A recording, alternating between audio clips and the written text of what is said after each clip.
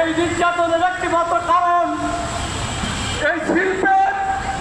রাষ্ট্রের যে আইন রয়েছে সে আইনের প্রয়োগ না থাকার কারণে মালিকরা আরো বেপরোয়া হয়ে শ্রমিকদের উপরে জুলুম নির্যাতন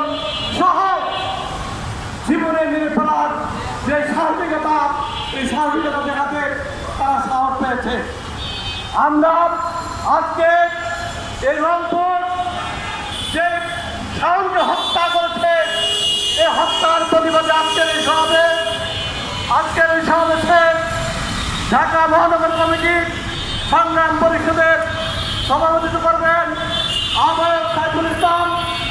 বক্তব্য রাখবেন সংগ্রাম পরিষদের আহ্বায়ক আক্তারুল খান, আমাদের সামনে উপস্থিত রয়েছে জাতীয়তাবাদী ফ্রন্টের সহসভাপতি সংগ্রাম খান, আমাদের সামনে উপস্থিত রয়েছেন বাংলাদেশ টেক্সটাইল শ্রমিক ফেডারেশনের সংগ্রামী সভাপতি মোহাম্মদ ইয়াসিন,